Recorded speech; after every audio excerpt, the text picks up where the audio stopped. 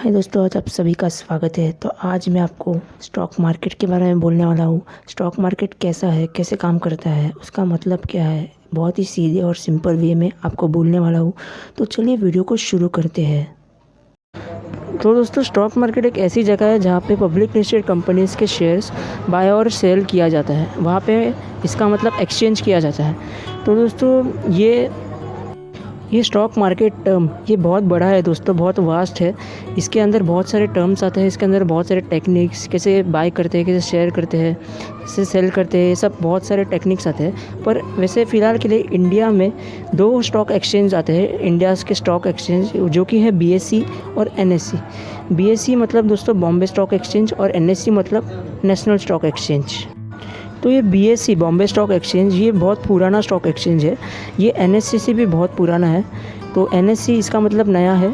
और Bombay stock exchange में 5400 companies अब तक रजिस्टर हुए हैं और NSE में दोस्तों 1700 कंपनीज अब तक रजिस्टर्ड हुए हैं। तो बॉम्बे स्टॉक एक्सचेंज का इंडेक्स है दोस्तों सेंसेक्स और NSE का है दोस्तों निफ्टी।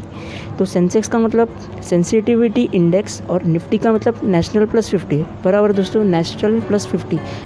तो फिर दोस्तों बॉम्बे स्टॉक एक्सचेंज में टॉप 30 कंपनीज लिस्टेड किए जाते हैं और नेशनल स्टॉक एक्सचेंज में टॉप 50 कंपनीज लिस्टेड किए जाते हैं। तो सवाल दोस्तों ये उठता है कि आप ट्रेड कैसे करेंगे मार्केट में, आप बाय और सेल कैसे करेंगे। तो इसके बारे में मैं आगे जानकारी देने वाला हूँ, जो कि होने वाली है 3 अकाउंट के बारे में।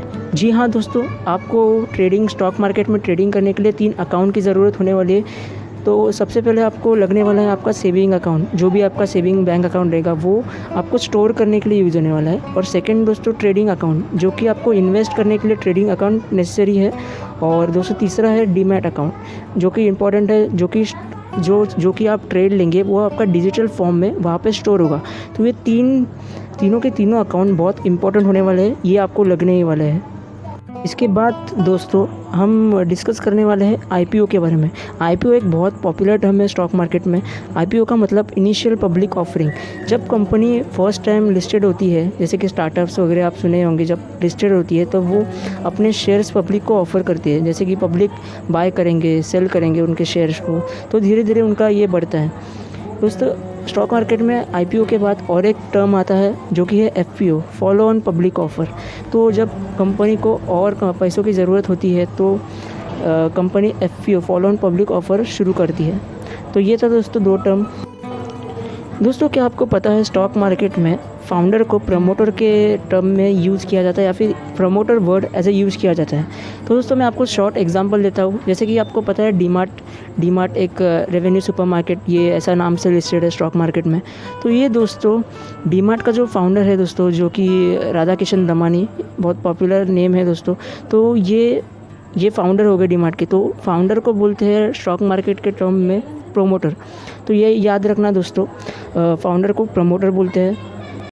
और एक बात दोस्तों, स्टॉक मार्केट में एज अ ट्रेडर और इन्वेस्टर से 2 कैटेगरी में डिवाइड किया जाता है। तो दोस्तों ट्रेडिंग कब किया जाता है, वो ट्रेडिंग शॉर्ट टर्म के लिए की जाती है और लॉन्ग टर्म में इन्वेस्टिंग किया जाता है। तो दोस्तों बराबर। और ट्रेडिंग में भी बहुत सारे 3 टाइप्स आते हैं। तो ट्रेडिंग में दोस्तों आता है इंट्राडे ट्रेडर्स, स्विंग ट्रेडर्स और पोजिशनल ट्रेडर्स। इंट्राडे ट्रेडर्स मतलब जो सेम डे में बाय और सेल करते हैं। जैसे कि आपको पता होगा 9:30 से 3:30 के बीच में ये मार्केट टाइम है, तो ये इसके बीच में बाय और सेल करते हैं, इनको बोलते हैं इंट्राडे ट्रेडर्स। तो दोस्तों स्विंग ट्रेडर्स इन लोगों में आते हैं जहाँ पे 1 से 6 दिन तक जो ट्रेड करते हैं वो स्विंग ट्रेडर्स में आते हैं, या फिर मंथ के लिए भी हो सकता है। पोजिशनल ट्रेडर्स जो 6 महीने के लिए होल्ड करके रखते हैं स्टॉक को, या फिर लेस देन 1 ईयर, तो ये आते हैं पोजिशनल ट्रेडर्स में। तो दोस्तों और जो 1 ईयर के ऊपर रहते हैं, जो होल्ड करके रखते हैं, तो वो तो इन्वेस्टर ही कहा जाता है। तो ये बात ध्यान रखने जैसी है। जो आप दोस्तों देखते हैं जो मार्केट ऊपर नीचे जाता है, वो डिमांड एंड सप्लाई के बेस पे ऊपर और नीचे जाता है। और दोस्तों broker as a middleman act करता है, क्योंकि जो भी आप बाय करेंगे सेल करेंगे वो उसके थ्रू ही जाने वाला है।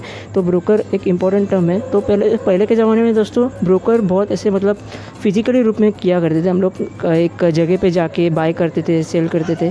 पर अभी ये सब मोबाइल, वेब पेज, ये सब से होने लगा है। जैसे कि आपको बता दो, ब्रोकर्स यानी ज़ेरोडा अपस्टॉक्स, एंजल ब्रोकिंग, ये सब स्क्विरल, ये सब ऐप है, इससे आप मोबाइल से ऑनलाइन ट्रेडिंग कर सकते हैं। तो इसके लिए आपको कहीं दूर जाने की ज़रूरत नहीं, आप मोबाइल पीसी पे बैठ के आराम से आप स्टॉक मार्केट का बाय और सेल कर सकते हैं। और दोस्तों, स्टॉक मार्केट के एनालाइजिंग के लिए जैसे कि कोई टेक्निक्स रहती है फाइंड आउट करने की, कौन सा ख़रीदे कौन सा बाय करे, ये सब बहुत वास्ट कॉन्सेप्ट है। अगर आपको इस टॉपिक पे और वीडियोस चाहिए स्टॉक मार्केट के ऊपर, तो आप मुझे कमेंट कीजिए। अगर आपको मेरा एक्सप्लेनेशन पसंद आया तो स्टॉक मार्केट को एनालाइज करने के लिए मेरे हिसाब से मैं वेबसाइट फॉलो करता हूँ, जो कि है दोस्तों moneycontrol.com और tradingview.com। तो आपका कौन सा अच्छा है आप नीचे कमेंट कीजिए। तो ये दोस्तों मैं एनालाइजिंग के लिए फ़ॉलो करता हूँ। तो एनालाइजिंग करते वक्त हम बहुत चीज़ों को ध्यान रखते हुए हम देखते हैं, जैसे कि हम ट्रेंड को देखते हैं, इंडिकेटर्स देखते हैं, आईचिमो क्लाउड सिस्टम और बहुत कुछ देख के हम डिसाइड करते हैं कि हमें बाय करना चाहिए कि नहीं। तो ऐसे दोस्तों हम मनी अर्न करते हैं स्टॉक मार्केट से। तो ये थी दोस्तों मेरी बेसिक इन्फॉर्मेशन। तो अगर आपको मेरा वीडियो पसंद आया तो इस वीडियो को लाइक कीजिए, शेयर कीजिए और हमारे चैनल को सब्सक्राइब कीजिए OPK ब्रेस को। तब तक के लिए बाय बाय।